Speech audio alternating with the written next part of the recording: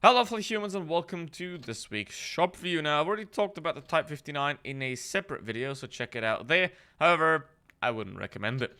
Now, let's go through the other stuff. Now, the E75TS and the M4190, this bundle's been in the shop plenty of times for 10k gold, so the price here hasn't changed. And you get two tanks, so basically 5k each, or 4k each given the equipment and all that.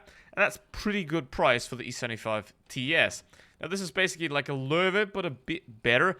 The biggest problem with this vehicle, though, is that the front plate here on the turret is flat, so it can be pinned pretty easily. However, you've got 10 degrees of gun depression, you've got good accuracy, you've got a good gun as well. The mobility is...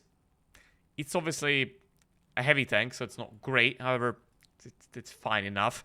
And then the armor, as I said already, the lower plate's a weak spot, the turret is a weak spot, so keep this thing wiggled back and forth. Upper plate is reasonably solid, so... that's not too bad. Now, the M4190 has no armor whatsoever and has no penetration either. So, this is a vehicle that really requires quite a bit of skill to make this work, especially because it also has HEP. So, Hesh, but German, basically. So, with good HE rounds here. So, this tank is pretty good as well. If you are a good player, you can make this thing work, because the player is always more important than the tank. So... are you insane, Wargaming? Are you insane? 15k for this piece of crap? No. This is a tank that you put in the store for 4k and pray that someone buys it. This thing is nowhere near 15k. Like, it's not even 5k, to be honest. So, yeah. Now, anyway, moving on. That's obviously a joke of a price, no doubt about that. And the Super Conqueror is a pretty solid deal still there. Already played this, obviously. So, can definitely recommend picking it up if you have the money for it. And if you play tier 10, don't get it for credit grinding, however. So, just have it for fun, and that's what it's for. Now, the M4, I mean, if you need 7 days of premium and some gold, 2.3k to be exact for this vehicle, then... you know, this is a pretty good bundle to pick up for the gold, not for the tank, if you need the stuff. The problem is they always include credits, and credits are a hilariously bad value to buy. So I would shoot for bundles that don't include credits and only have, like, premium time gold and boosters in it. So not a direct recommendation here. However, they're still solid bundles. Now, the ×5s are very useful, very helpful. However... you know, these are only for tier 8s, so keep that in mind if you want to buy these. And 12. You have to be insane to pay anything close to that. A lot better penetration, but the premium penetration on the 59 pattern is better. The aim time, the accuracy on the 59 pattern is better. Also have more gun depression, more top speed on the 59 pattern. Would you really pay more than triple for a tank that's 5% better? Get some help. The Feline family, the Panther 88 and the Panther M10 absolutely suck. The Tiger 131 is a pretty solid tank. However, obviously it's a tier 6, so it's not really useful for grinding creds, but it's a fun tank instead. Just like the fun tank that is the Cromwell B, which is a really great tank to pick up. And these ×5s are applying to all tanks. So I can recommend this. The Cromwell B is hella fun. It's pretty tricky to play because it has actually 0 armor. However, I can definitely recommend this bundle because of the ×5s. The Cromwell B is fun. I mean, you can sell it if you want.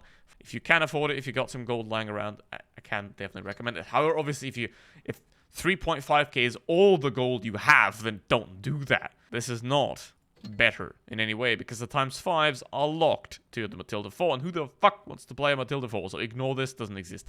Crates are always bad, no matter what form. Just like a Concept 1B lockbox, which is an absolutely horrible thing. 3% drop chance, that is absolutely abysmal. Do not buy the crates ever. However, make sure to open your free containers because these are pretty useful. Now let's have a look at this vehicle, which is an absolutely hilarious price. And, like, does anyone seriously buy this? I mean, here's the thing. Wargaming has all their sales analytics and their data, so people are buying this because otherwise it probably would not be in the shop unless it's a decoy to make other bundles look better, which is the most likely option because otherwise I don't think this is not a serious offer. like 12k for this tank that you could have basically gotten for free a while ago. That is insanity. I mean, you could have also gotten the E75 TS for free in an event like in 2020. So, you know, if you're late, you're now gonna pay. But at least the E75 TS is on a real price of about 5k, and this one is 12. And it's not twice as good. You see the problem? It's not twice as fun either. So what are you paying for? Nothing. It's like buying a Porsche. You can't go more than the speed limit anyway. Why are you wasting your money? Give it to the children in Africa. They're starving. Let's go for the ISU. Nope, let's not do that actually. Caliban's sitting right there. We're gonna peek him real quick. Gonna not be a problem. Obviously, this is a very easy win. They're completely surrounded. There is nothing they can do. They could try to break out here, but that is why I'm moving over on this side. Hello, Centurion. I'm here. And now the Super Hellcat, yes, exactly, is trying to break out on this side. However, I'm going to stop that from happening. And I'm going to take the Lance and see here very easily. Bye-bye. And now, we only got the Pharaoh and the Super Hellcat, which is not going to be a big deal. Super Hellcat can be penned with HE right there. In the middle plate. Reload. Now, again, this is not a very impressive tank. Like, there is no need to have this, and it's not super rare or anything like that. It's not good, super good either. I mean, it's sort of above the average of what you have in tier 8, and that's unfortunately mostly due to the fact that a lot of tier 8 mediums are just crap if you compare it to the heavies. But you do not want to have this tank, especially not at that price. That is insane. And now we get to this week's giveaway. Now, last week has not been claimed, so that's unfortunate. So make sure to do this correctly. Now, this is what you can win. It's very easy. Join my Discord server, link in the description, and write a comment under this video with your in-game name and your server, and also what tank do you think is the most OP in World of Tanks Blitz. If you write that comment and join the Discord server, I will draw the giveaway again in 2 days.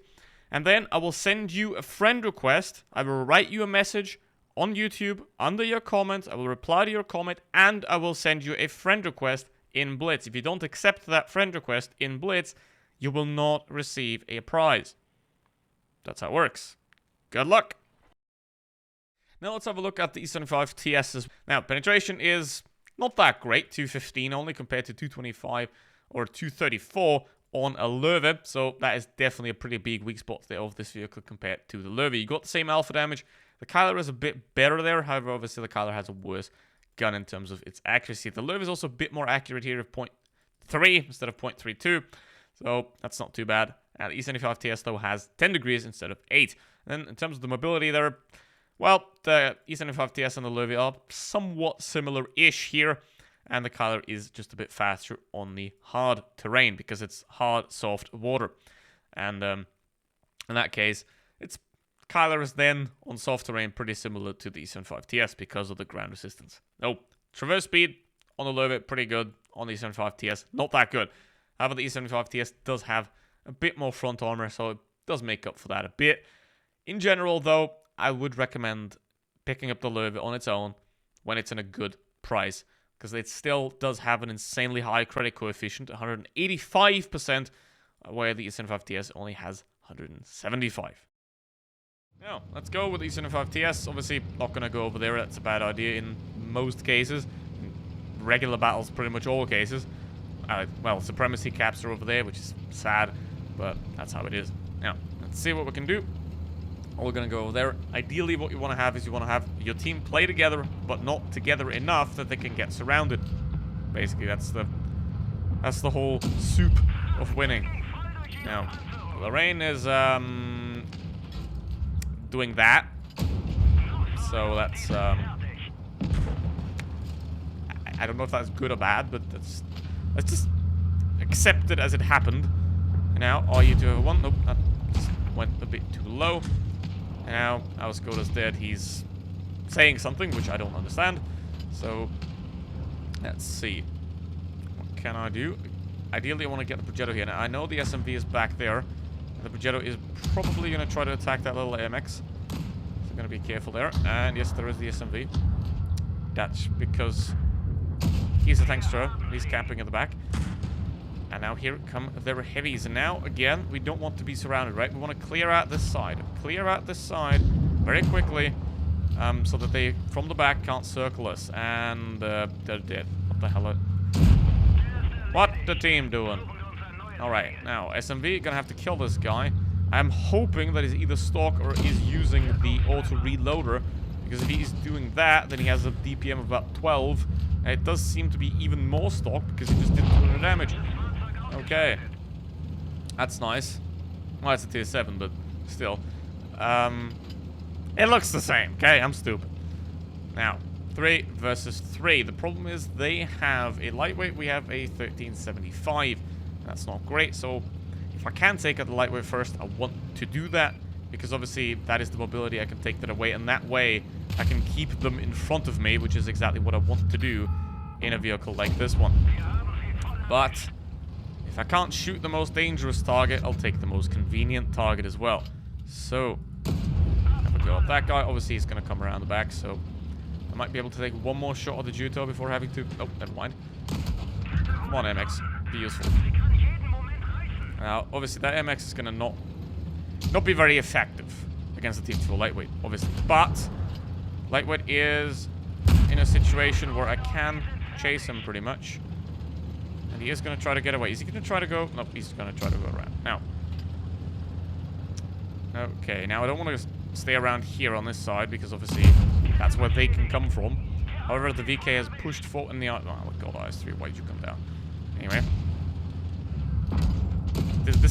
He's not playing it very well. Like, that T4 is playing it absolutely horribly, but the MX is not achieving anything, so that is not great. Come on, reload, boy. Reload! Kill him! Good boy. There we go. Beautiful. And now, I will expect a IS3 death here, which means I am going to have to get out of here, because once that happens, they will focus on me, and then my 600 HP will not be sufficient to make it out of here alive. Tried side scrape against the Juto, it works reasonably well.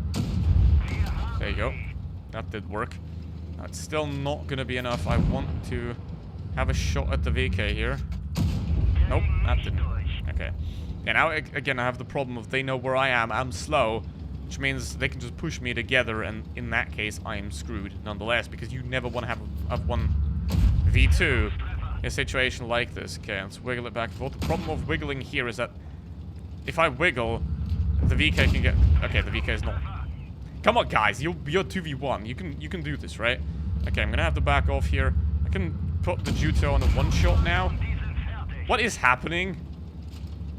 Okay, guess I'll win. Oh, what the... Okay, nice shell.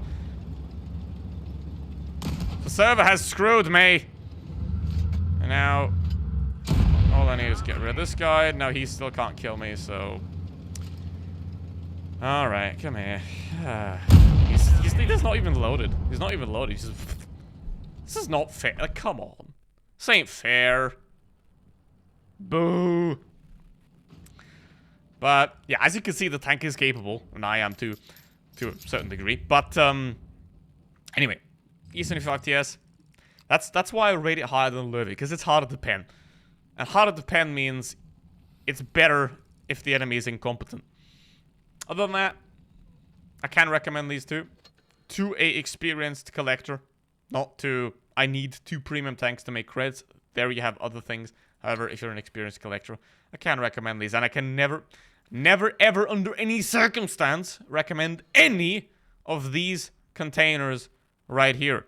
You know, yes, there are a lot of tanks here.